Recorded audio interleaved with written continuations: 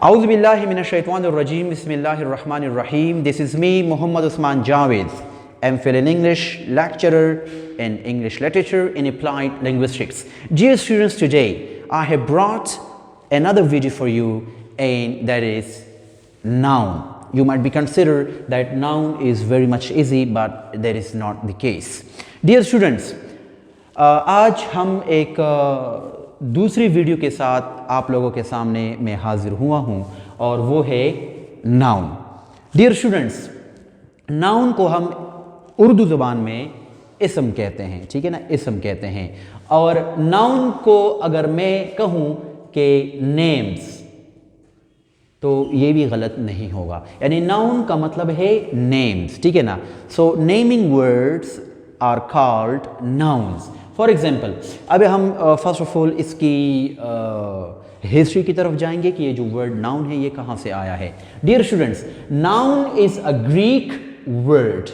जैसा कि आप लोगों को मालूम है कि English is the mixture of languages. इसमें स्पेनिश वर्ड्स भी शामिल है, इसमें फ्रेंच वर्ड्स भी शामिल है, इसमें लैटिन वर्ड्स भी है, इसमें जर्मैनिक वर्ड्स भी है और इसमें ग्रीक ज़ुबान के अल्फाज भी है. सो noun is a Greek word that has been derived from nomen, means names. noun Greek ज़ुबान का लफ्ज़ है और ये nomen से निकला है और इसका मतलब है names. यानी noun का मतलब है names, any name, ख्वाह वो किसी शख्स का हो, ख्वाह वो जगह का हो या किसी चीज़ का हो. तो हम डेफिनेशंस की तरफ आते हैं, फिर बाद में इसके बारे में हम बात करेंगे. तो इसका डेफिनेशन ये है कि noun is a name of a person, place or a thing or an idea, feelings or emotions.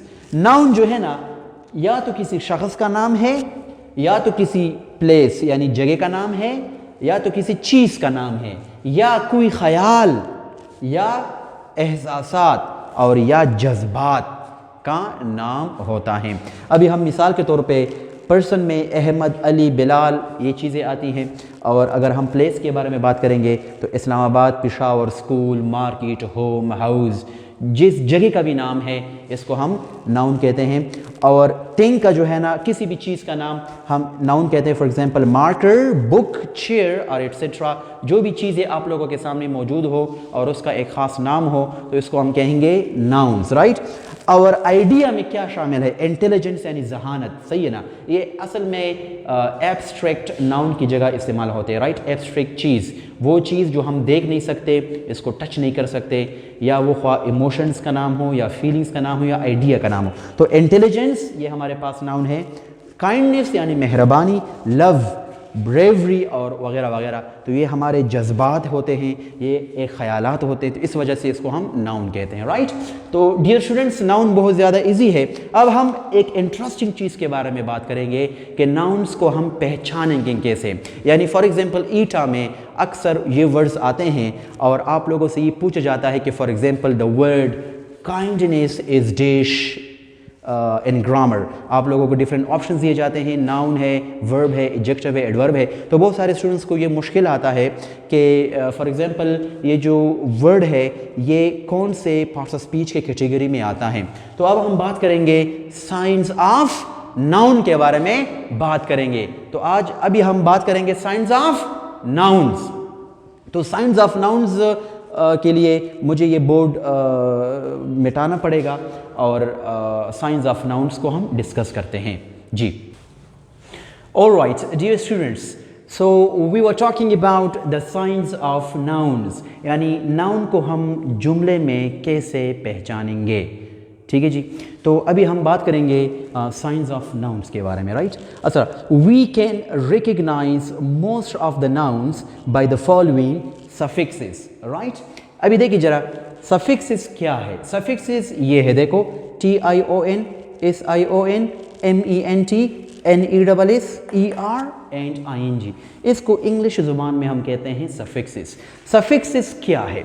Dear students, suffixes are the letters which are used at the end of a word that change or bring a change in meaning. So that word would be particularly called is suffixive word. So अभी देखिए कि suffix क्या है. Suffix dear students ایسے letters ہیں جو لفظ کے آخر میں لگتے ہیں اور لفظ کے میننگ میں اضافہ کر دیتا ہے یا اس کو چینج کرتے ہیں، تو اس کو ہم کہتے ہیں سفکسز۔ فار ایگزامپل جیسا کہ میں نے آپ کو کہا تھا کہ ایک ورڈ ہے گو، اس کے ساتھ میں نے آئین جی لگایا تو یہ ہو گیا گوئنگ۔ تو یہ آئین جی فارم جو ہے نا یہ لیٹرز ہے جو گو کے ساتھ آخر میں لگ گیا، تو اسی وجہ سے یہ دا ورڈ آئین جی کیا ہے، یہ لیٹرز آئین جی جو ہے یہ اس کو میں کہتا ہوں سفکسز۔